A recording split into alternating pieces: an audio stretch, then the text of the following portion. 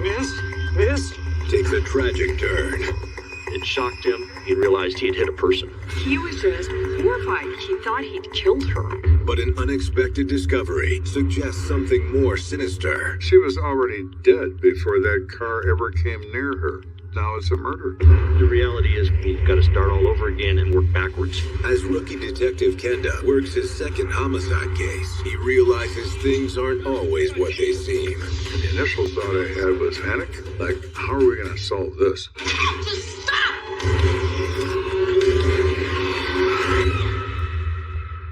Every case is difficult because every case is a mystery. The journey begins with the first step. So you take the first step. There's one thing that never changes. Murder. A life has been taken. Their stories are now my stories. I never know where a case is going to lead, but I'll never stop until it's solved. Somebody has to look out for the victim. If you kill, I will find you.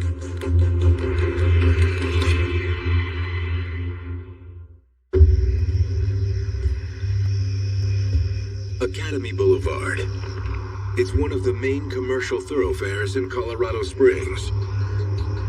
But after 2 a.m. on a weeknight, it's nearly deserted.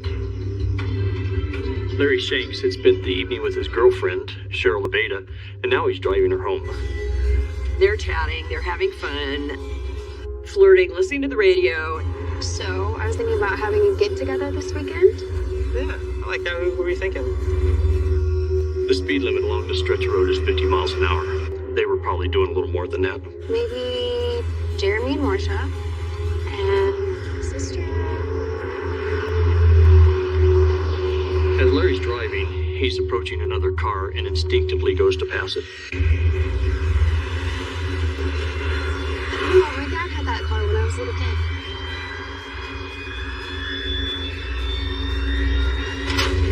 Oh my god! I think he just hit somebody. What?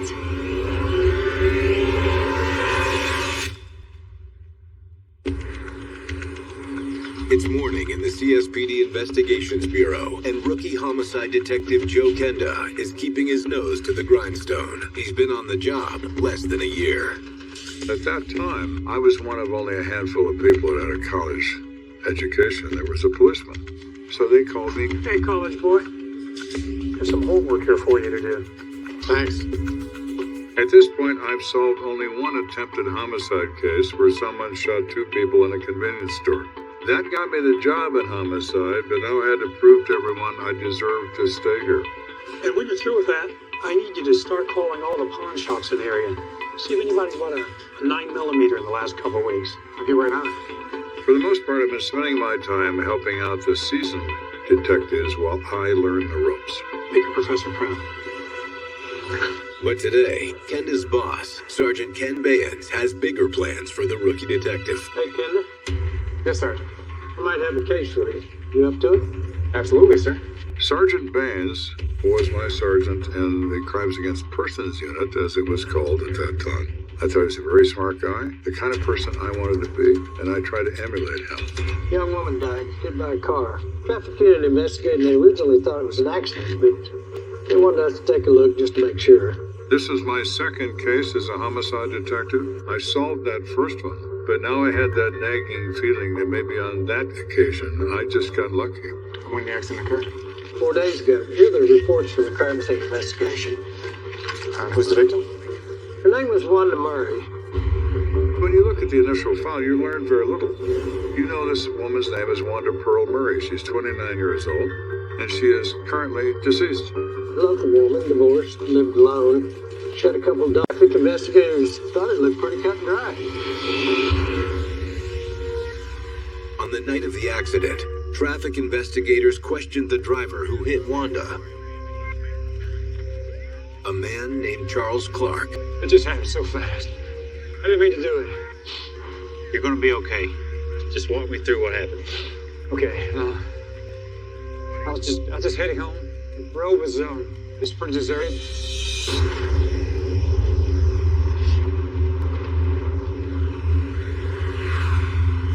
officer in a hurry. So Charles Clark, driving on Academy, has this car pass him, and he realizes it's going pretty fast. He thought, I wonder if I'm going the speed limit. So he looks down for a second, and then, like, wham, he's hit something. It shocked him. He looked in the rearview mirror, immediately stopped his car, slamming on the brakes, and realized he had hit a person. Oh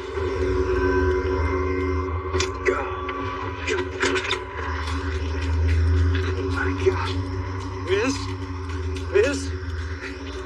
Miss, you okay? That really would be pretty close to your worst nightmare, to look around and realize it was a human, and clearly you ran over her. I swear I never saw her. I just looked at my speedometer for a second and... Tell me, have you had anything to drink tonight? No, nothing. Would you mind to give us a breath sample? Sure, yeah. All right.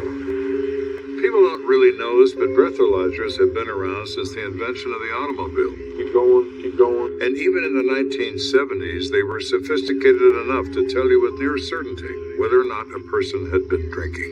And Mr. Clark most definitely was not. After administering the breathalyzer, traffic investigators checked to see if the physical evidence matched Charles Clark's statement. It looks more like he ran over her rather than hitting her, striking her down. Yeah, it doesn't look like there's any damage to the bumper. And though Charles Clark hadn't been drinking at the time of the accident, the same can't be said for the victim. Boy, you smell that? Yeah, she hit the bottle hard tonight. Might seem unbelievable, but you can actually smell alcohol in human blood at a death scene. According to the crime scene report, a trail of blood and skin tissue led up to where the victim's mangled body lay. I'd say she got hit over there and dragged all the way down to here. Everything about this crime scene said accident. Skid marks clearly indicated that he stopped after he struck the victim, which would tell us he didn't see her beforehand. Auto meaning pedestrian almost always is an intoxicated pedestrian who staggers into the roadway, so they assume this woman is drunk, trips and falls, collapses.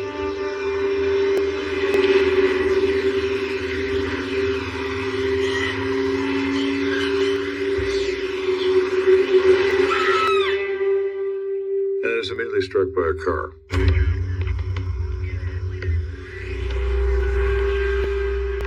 Charles Clark was not charged in this case. The physical evidence showed that he did not do anything wrong.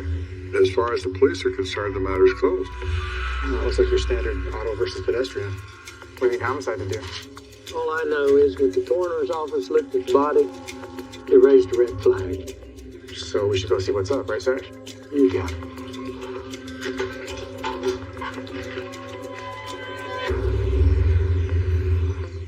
So we go to the El Paso County morgue because our best source now is Dr. Urich. Oh, hey, fellas. But the rookie detective isn't prepared for what's in store. Forgive me if I don't shake your hands. It's the first time I had ever seen a body that had been autopsied. The skull remained. You all right, detective? Yeah, boss. All good. Don't worry. You'll get used to it. There's an old expression in homicide that you go from being a new guy to an old guy in about 15 minutes. And that was true in that case. Well, here she is. Miss Wanda Murray. I'm still waiting on some test results, but I noticed something very odd when I was going through her organs. What's that? Well, let me back up a little bit. She was run over, right? Severe injuries to the outside. Severe injuries to the inside, too. She had extensive tears to her lungs, her heart, her liver when the car hit her. But the exception was that she didn't have any bleeding associated with those injuries. Oh. What's that mean? It means that those injuries were caused post-mortem. So in other words, she was already dead before that car ever came near her. Well, my.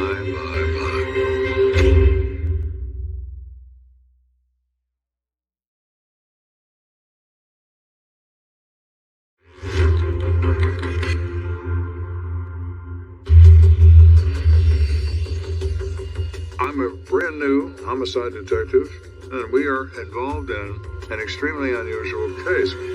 So now we have to discover what it is that made Wanda Pearl Murray wind up at a morgue table. And we can't establish an exact cause of death until we get all the lab results back.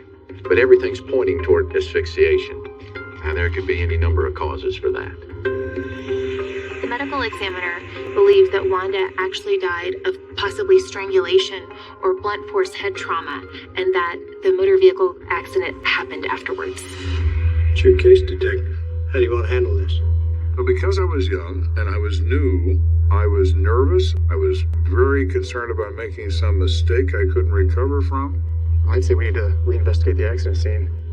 Maybe it'll tell us how she really died. At least how she got there in the first place. Let's go do this. All right, thanks, Doc. Thanks, Doc. And the initial thought I had was a little bit of panic. Like, how are we going to solve this? So Sergeant Baines and myself and other detectives arrive at the scene of this accident on Academy Boulevard. 4 days later in the daytime. It hasn't rained since the accident, leaving stains of dried blood spread across the pavement.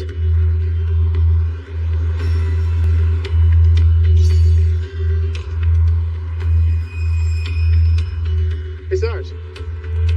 I got a bank statement with her name on it. We must have missed something. It was really dark outside. So you stand there and look at this and you think, this was somebody's life. And all that remains is some bloodstains and a bank statement. Kind of sad. Hey, Kenda. Yes, Sarge. But as a homicide detective, you learn how to set all of that aside. You have a job to do. You any good with blood evidence? Yes, sir. Come on over and check it out. Let me know what it tells you. The evidence shows her body was lying there, partially in the traffic lane when the car ran over her. Was she walking down the street when she encountered her killer and was strangled? 4 days later, it's impossible to say. However, the surrounding area gives Kenda an idea. He knows this stretch of road is basically deserted around 2 a.m. No possibility of any witnesses having seen anything. The perfect place to dump a body.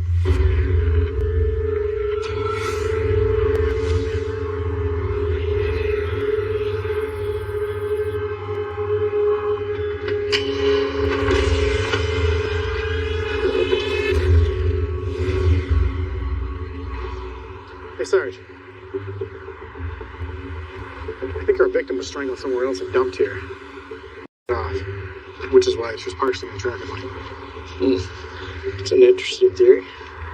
Now we just need to find out who'd want to do something like that to our victim. Thanks. I really appreciate you coming out. Thanks. We have no idea. At the present time, somebody on planet Earth made this happen. We need to narrow that down a little bit. Hoping to learn whatever they can about Wanda Murray, the detectives head to her last known address, the home of Reverend James McMurn and his wife Mary. Come on in. I just made some tea. Would either of you gentlemen like some? No, thank you, ma'am. None for me, thanks. The Reverend James McMurn and his wife Mary were pillars of the community. So what can I help you with in regards to Wanda? Ma'am, we hate to tell you, but Wanda was killed in a traffic accident. So we talked to Mary and said why we were there, and she was very distressed, of course, by this news. Oh, Wanda. That girl's life was nothing but misery. It just seems like she could never catch a break. Wanda was the classic example of a lost childhood. She had a baby when she was still in high school. She dropped out of school. Come on, babies. Come on. Come on. According to Mary, hardship followed Wanda through her 20s. It's all right. Go ahead and get in the car. Come on. Wanda separated, divorced from her husband who kept the children. And? That would indicate she was having some problems because back in that era, courts routinely appointed custody to the mother. How did she come to live here with you and your husband? The Lord brought her to us. She'd actually done some criminal activity which landed her in jail. She's done her time for shoplifting. And the Reverend and I met her at one of the inmates ministry programs we ran for women. We saw such a good heart in Wanda. I got some blankets here for you. Gets really chilly in here at nighttime. They decided to sponsor her for her parole and actually give her a place to stay because she didn't have anything. Thank you so much, Mary. I appreciate it. Oh, you're welcome. We're happy to help. Just make yourself at home. Mary said when Wanda first came there were no issues at all. But no one would hire her with that criminal conviction. It really wore on her. I think that's how she lost her faith. How so? She had problems with alcohol, and when she was drinking, she started having some very wide mood swings.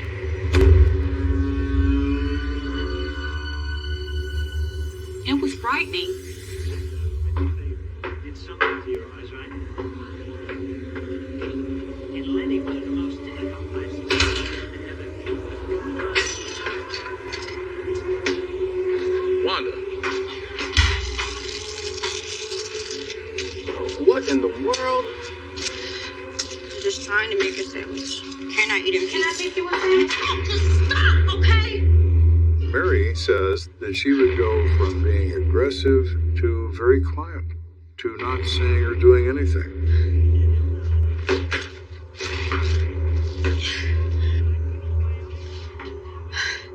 Just let me eat in peace.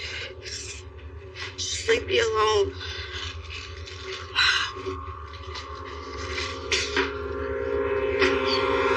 I've never seen anybody react like that to alcohol. At any rate, we tried to help her, but after a few months, we just asked her to leave. Do you know where she went? Luther Brown. Luther was a lieutenant in the Air Force living out at Peterson Air Force Base. So Luther becomes instantly interesting. He is someone connected to her that we didn't know about. We talked to Mary. Now it's time to talk to Luther. Back at the station, Kenda pulls records on Lieutenant Luther Brown. Let me know when you track down that witch. Sure thing. Hey, Sergeant, just take a look at this. Looks like the military police responded domestic between our victim and the boyfriend. Really? Murder is always emotion overcoming judgment. It's rage expressed in violence. Baines and Kenda begin to wonder, what if a domestic disturbance between Wanda and Luther turned deadly? He panics, he throws her out of a car. Who knows? As is true in every relationship, it takes two to tango. Does that mean he killed her? No. Does it mean he could have? Of course.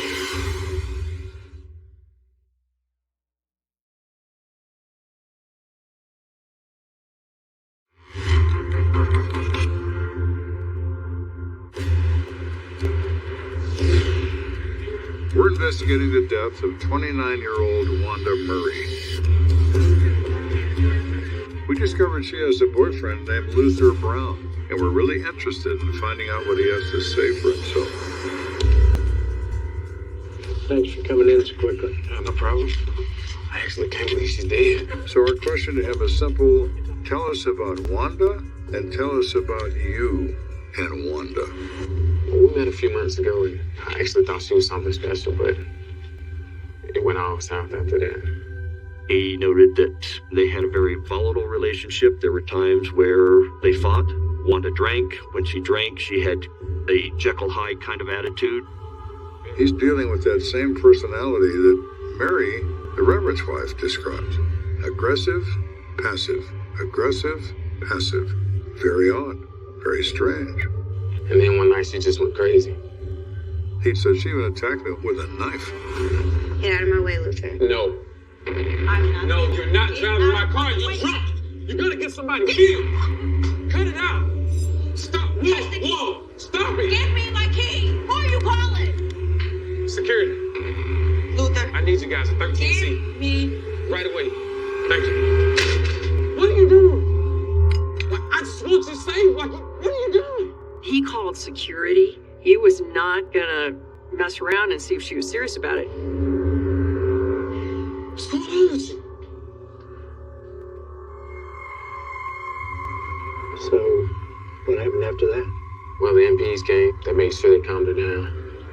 And then they left. Luther paints himself in the best light, but we've become alarmed about the disturbance factor. So, Luther, when was the last time you saw Wanda? It was about 5 or 6 days ago. I couldn't take it anymore, so I broke up with her. He kicked her out of his apartment the day before her death. Interesting. And where were you the night of Wanda's death? After she moved out? I was home. I was on base with some friends. I didn't leave that night. I'm looking into that. Sure thing, Sergeant. So, what else can you tell me about that night? After a few attempts, Kenda finally reaches the Air Force MPs who responded to Luther Brown's initial disturbance call. Yes, I'm calling about a police report involving one of your lieutenants. The officers gave Luther Brown a glowing review. They said he was a well-respected officer, and they were able to verify his version of the chain of events. He was not the aggressor. Wanda was the aggressor. Well, I appreciate the information. Thank you. Bye. We were able to confirm he also did not leave Peterson Air Force Base that evening, so we were able to clear him as a suspect.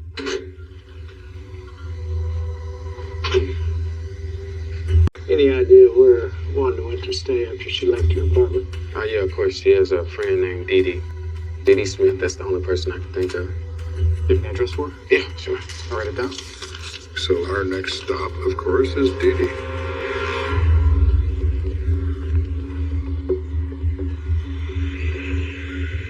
Sorry to bother you, ma'am, but we're looking for Dee Dee Smith.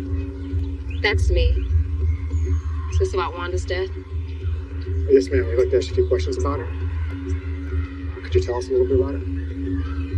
Wanda was Wanda. Dee Dee knew Wanda was capable of mood swings. So Dee Dee says that day, just after Luther had kicked her in the street, she was wild.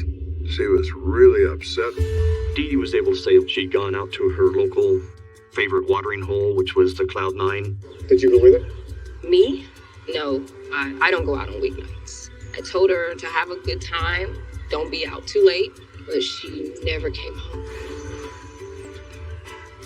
All right, Miss Smith, sorry for your loss. Thank you.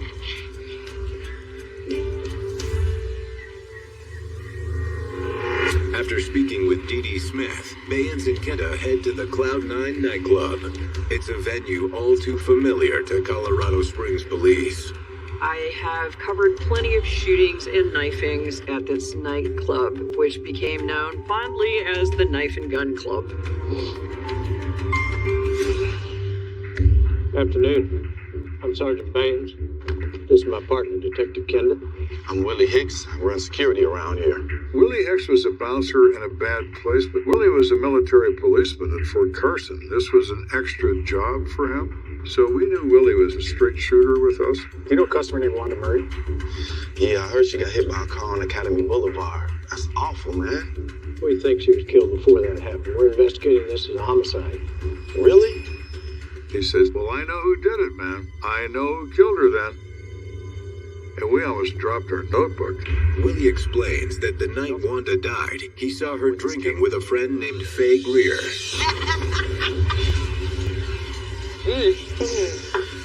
She was drinking excessively. Ooh, it's so good to get out the house. She was obviously upset about the breakup. According to Willie, the trouble started when an Army vet by the name of Kevin Milroy showed up. Kevin Milroy was Faye Greer's ex-boyfriend. She'd broken up with him 3 weeks earlier. Leave me alone already. He's coming over. He's Yeah. Hey, I got your back, all right? Thank you. Hey, baby, how are you? You doing all right? Looking good, girl. He really wanted to get Faye back. He was convinced he could talk her into moving back in, and that was his goal. Oh, and you're drunk. Look, just go home. You're embarrassing me. Okay, I go home. You come on. Come on. No, stop. Absolutely not. Look, I already told you, this is done and over with. Faye didn't want to speak with him, kept sending him away. He didn't really take no for an answer. Willie said that Wanda was very protective of her gender and would instantly confront a male to stop the behavior of the male being verbally abusive toward a female. Kevin, you already heard what she said. Now get the hell out of here and leave her alone. bitch. This between me and my wife. Stay out of it. Look, you son of a bitch. She's not your wife and she ain't gonna be either. Now get the hell out of my face before I get you kicked out of here. And this angered Kevin to the point where he actually threatened her. Bitch, I'll kill you. Oh, you gonna kill me? Hey, break this shit up or everybody getting the fuck up out of here. Girl, don't even worry about it. No wonder Willie thinks he knows who did it. Willie explains that Faye eventually agreed to talk to Kevin in private. But just minutes after they stepped outside, There's a fight out here! So now everybody pals outside. And there's Kevin. And there's Faye. And Faye's lip is split and she's got blood all over her face. He made me sick to my stomach. What happened? He just hit me in my mouth. Honey, go inside and get some ice. You're done. That's it for you, buddy. Man, get your ass out of here. I bet not ever see your face in here no more. Get the out of here. Everything calmed down after that. I never saw Kevin again. What about Wanda? What time did she leave? Beats me. I'm just a bouncer, not a babysitter. Kenda and Bayans wonder, could Kevin have been waiting outside for Wanda to leave? So we have what we think is a really solid suspect. He makes a pronouncement he's going to kill her before the night is over, and somebody certainly did that. The following afternoon, Kenda and Bayans summon Kevin Milroy to the station for questioning. What y'all fools want? Of course, he is the typical confident, arrogant, mouthy, profane guy who's talked to the police before. We know about the fight you had with Faye and Wanda at the club. What we need to know is what happened outside. What do you mean? Well, you can start by telling us how Faye got that bloody lip. And Kevin says she hit my elbow with her mouth. Okay, so however it happened, Faye ended up on the wrong end of your elbow. But you're saying that's the end of it? Mm-hmm. And you're saying you never put your hands on Wanda Murray that night? Huh? Did you choke her? Did you put your hands on her throat? No. Once the bouncer told me to leave, that's when I left. And then you drove home? No, I walked home. He says his car was damaged and was actually in the shop. If Kevin's story is true, it would be impossible for him to have dumped Wanda's body by the side of the road. Academy Boulevard is about 6 miles as the crow flies from this nightclub. All right, Kevin. We just need for you to stay put a little while longer till we check out a few things.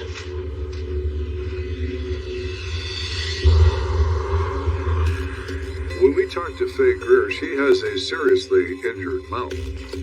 Go and have a seat. Thank you for coming in on such a short notice.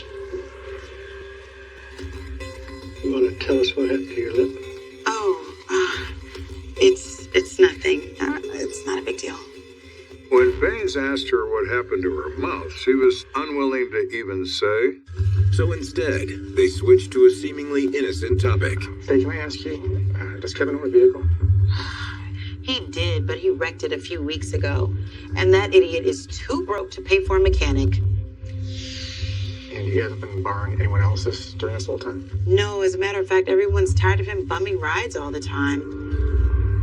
Well, he can't get from that nightclub to the Academy Boulevard in the time provided by any other means except an automobile, and he doesn't have one. So Faye ultimately confirms Kevin's alibi. Excuse me for a moment. Boy, I was feeling really confident that we finally had the person responsible for her death. And then, poof, we've got nobody. All right, Kevin, you're free to go. That nagging fear began to creep in. What if I can't solve this?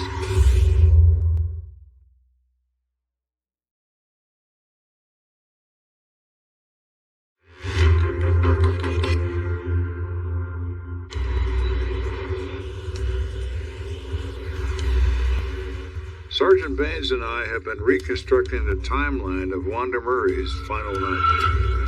We know she spent the evening with her friend Faye Greer at the Cloud 9, but Milroy didn't kill her, and I'm hoping that Faye can lead me to someone else who may have a motive for murdering Wanda Murray. So, Faye, what happened after Kevin split? Well, my lip was hurt pretty badly. This is terrible. That looks real bad. You need to go to the hospital. Yeah, I probably do. Yeah? Oh, girl. No. Go ahead on and go and have fun. I'll see you later. All right, well, I'm probably just gonna go to Ouija's, but I can come with you if you want me to. No. I'll see you later. Have fun tonight. Bye.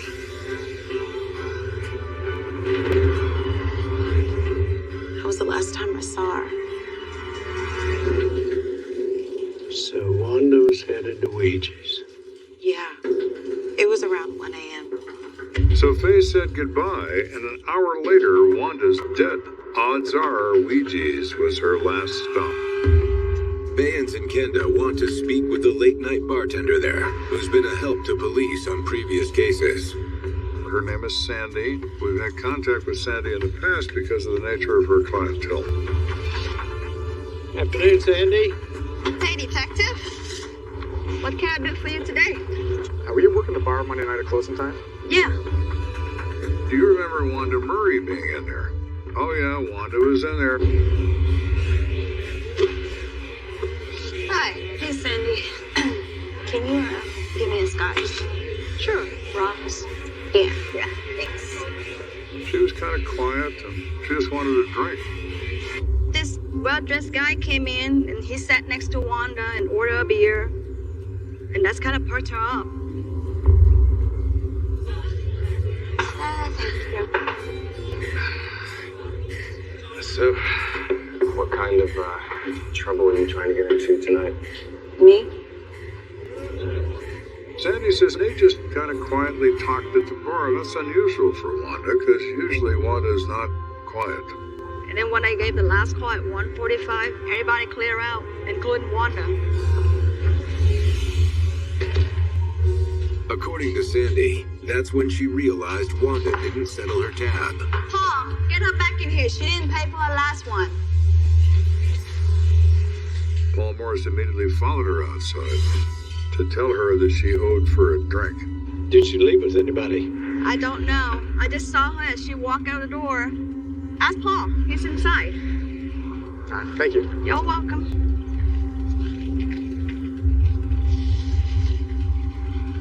Yeah, that's right. I went out to Wanda, but she was pissed drunk. She seemed to think the last guy she been talking to had bought the last room. He described her as having a very erratic behavior.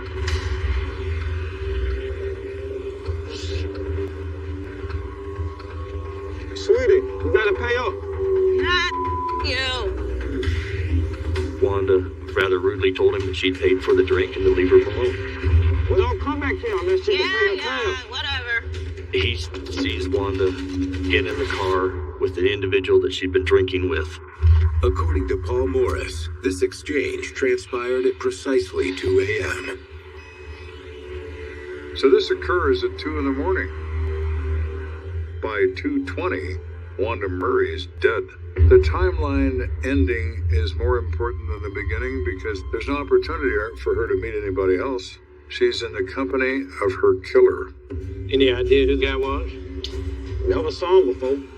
Well, he was dressed well and drove a silver station wagon. After all of this effort, we have finally discovered he needs a name. Back at the station, Kenda eagerly pours through his notes looking for any clue that might help him identify this mystery man. Looks like college boys in early this morning. What are you doing? Studied for a test? Just doing my job.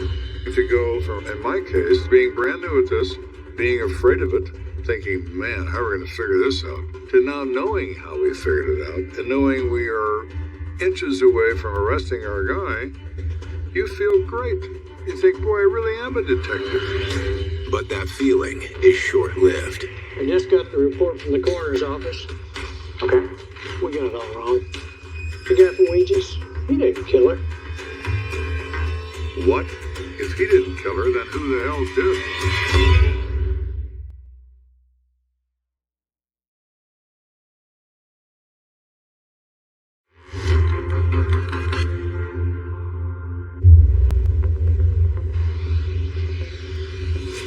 cracking my second murder case ever, and I'm finally feeling confident we're going to solve this.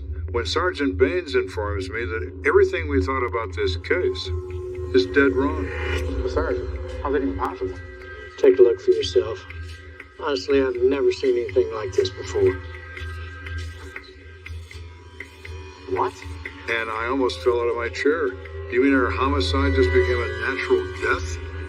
Perplexed, Baines and Kenda head over to the coroner's office for an explanation. I'm sorry.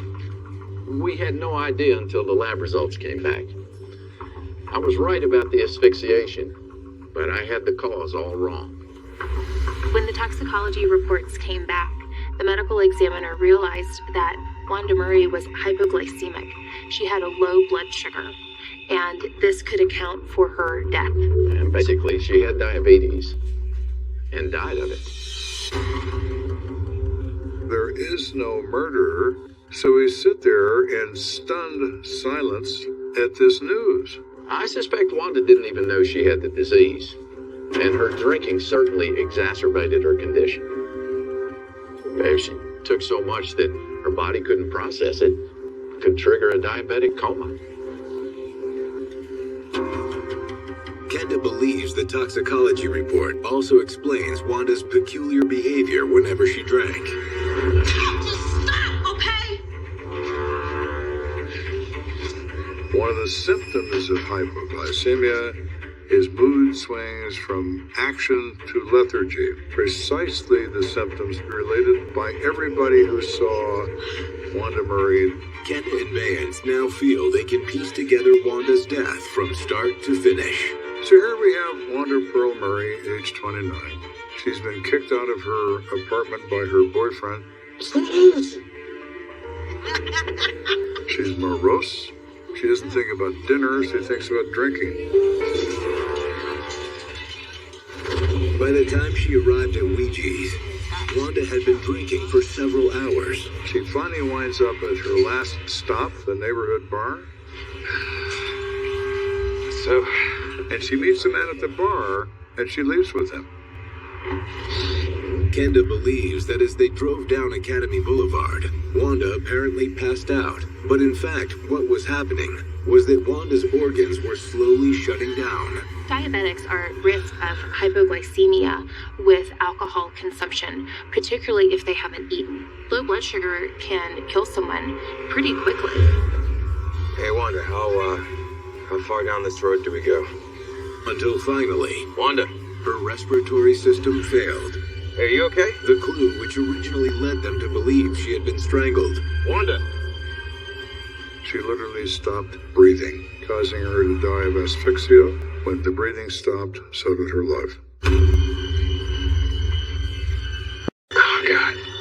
And he looks over at her and realizes she's dead in the car. He panics. Well, maybe he's under the influence of alcohol or drunk driving and doesn't want to get caught. Or maybe he's married and doesn't want to get caught with another woman. In any case, he doesn't want a dead girl in his car. He's not thinking, he's reacting. He shoves her out of his car, into the street. He just disposes of her. Moments later, an unsuspecting Charles Clark runs over Wanda's lifeless body. Not only was this a tragic way for Wanda to be treated in death, but that innocent young man that hit her will forever remember the trauma of that night. Due to the unusual nature of the case, Kenda and Baines must get permission to pursue their suspect for the charge of abusing a corpse. So Sergeant Baines and I go to the district attorney's office to plead our case. Nada. Even if we did win the case, we're looking at a small fine and maybe a month in jail. And honestly, we probably wouldn't even win. We can't pursue this with our limited resources. Understand. Thank you for your time, sir. No problem. Let's go, Joe.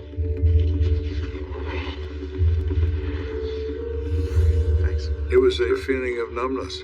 Effort, work, for nothing. I'm sorry, Sergeant. This just isn't right. That guy dumped that poor girl on the side of the road like she was a piece of garbage. We can't just let him get away with it. But he said, well, you're young and you're new. I bet you don't feel so young and so new right now. And I didn't. Son, we're not in the opinion business. It's our job to collect evidence. It's about what we can prove. And right now, we can't prove he did anything more than a petty misdemeanor. He was making a point. This won't be your first bad experience. The DA doesn't want to prosecute, so it's all for nothing. Happens to the best of us, college boy. You know, we don't always get our guy, but you put up one hell of a good fight. You learn from cases like this. Thanks. You cannot right every wrong. You can do what you can with the resources available to you. Don't pursue a loser, because you still lose. But as Kendall looks back on the case, he still wonders what happened to the man who abandoned Wanda Murray that fateful night on Academy Boulevard. I am certain that he remembers that for the rest of his days. What he did to that girl was a horrible thing. He didn't kill her, but he didn't have to do what he did either.